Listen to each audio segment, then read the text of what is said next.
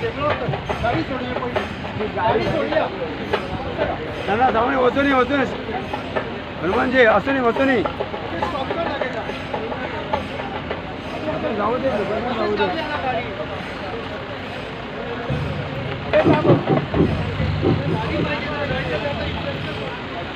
हे झाले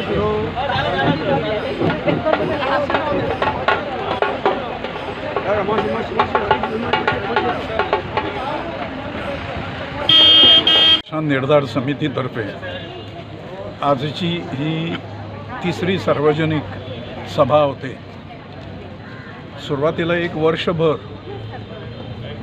20 प्रखंड मेळावे, 18 मातृशक्ती मेळावे स्वतंत्र आणि 15 युवा शक्ती मेळावे असे कार्यक्रम झाले। तर त्या पहिल्या टप्प्यात सगळ्या जनतेला हा विषय काय आहे नेमका हे कळावं असा उद्देश होता। त्यामुळे त्या टप्प्यात साधारणपणे 15 ते 20 हजार लोकांना, मराठी प्रेमींना जवळ आणले आणि त्यांच्यात ही जागृती निर्माण केली। आता दुसरा टप्पा जो सुरू झालेला आहे जाहीर सभांचा, तो चालू आहे आता। याच्याच दरम्यान 5 लाख सह्या गोळा करण्याची एक स्वाक्षरी मोहीमही सगळीकडे गोवाभर चालू आहे। 31 मेला त्याचा शेवटचा दिवस आणि त्यामुळे तोपर्यंत 5 लाख सह्या गोळा होतील, त्या राष्ट्रपतींना सुपूर्द करणार अशा प्रकारची योजना आहे। पुढच्या सरकारच्या काय हालचाली होतात त्या बघून त्याप्रमाणे काही कार्यक्रम जे आहेत, जागृतीचे कार्यक्रम आणि सक्रियता, सामाजिक सक्रियता मराठी प्रेमींची, अशा प्रकारचे कार्यक्रम आयोजित केले जातील। कोणत्याही प्रकारे सरकारला भाग पाडायचं आहे मातृभाषा करण्यासाठी, कारण याच पक्षातल्या लोकांनी आश्वासनं दिलेली आहेत। सत्तेत येण्यापूर्वी ठराव पारित केलेले आहेत, विधानसभेत ठराव मनोहर पर्रीकरांनी आणलेला आहे। ही सगळी पार्श्वभूमी आहे आणि त्यामुळे आम्ही अपेक्षा करतो की भारतीय जनता पार्टीचं सरकार हे कोकणीबरोबरच मराठीला राजभाषेचा दर्जा देईल। ते करण्यासाठी विधानसभेच्या अगोदर निवडणुका ज्या होतील त्याच्या अगोदर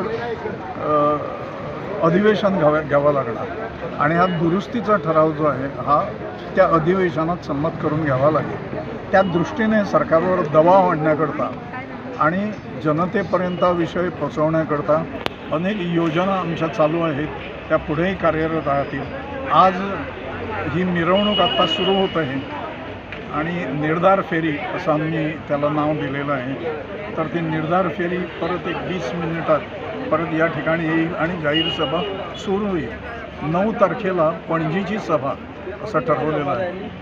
तर लक्षात असं येतं की आज कालपासून आझाद मैदानावर पोलीस फाटा ठेवण्यात आलेला आहे आणि तिथे कार्यक्रमावर बंदी घालण्यात आलेली आहे। ती पोलीस फौज उभी आहे। म्हणजे हे सरकार आम्हाला जाहीर सभा पणजीत घेण्यापासून रोखणार की काय अशा प्रकारची एक आशंका आमच्या मनात निर्माण झालेली आहे। परंतु ती पणजीत कुठेतरी ती सभा होईल अशा पद्धतीचा आमचा निर्धार आहे।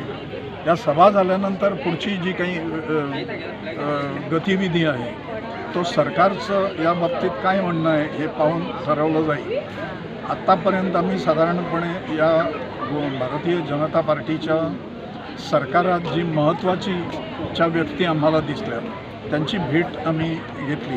काही मंत्र्यांच्या भेटी घेतल्या, दामू नाईक अध्यक्ष त्यांची भेट घेतली, खासदार सदानंद धानावडेंची भेट घेतली, चंद्रकांत शेट्ये हे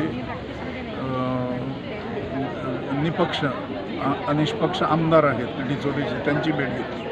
अशा प्रकारे भेटीगाठी सध्या चालू आहेत। राज्यपालांची भेट होईल आणि शेवटी राष्ट्रपतींना हे सह्यांचं निवेदन जे आहे ते सादर करण्यासाठी आम्हाला कधीतरी त्यांची अपॉइंटमेंट घेऊन जावं लागेल। पंतप्रधानांची भेट देखील आम्ही घेणार आहोत या संदर्भात। त्यामुळे अशी जय्यत तयारी जी आहे ती राजभाषा होणारच, ती करणारच आणि सरकारवर योग्य तो दबाव आणण्याच्या दृष्टीने सगळ्या हालचाली कार्यकर्त्यांच्या चालू आहेत।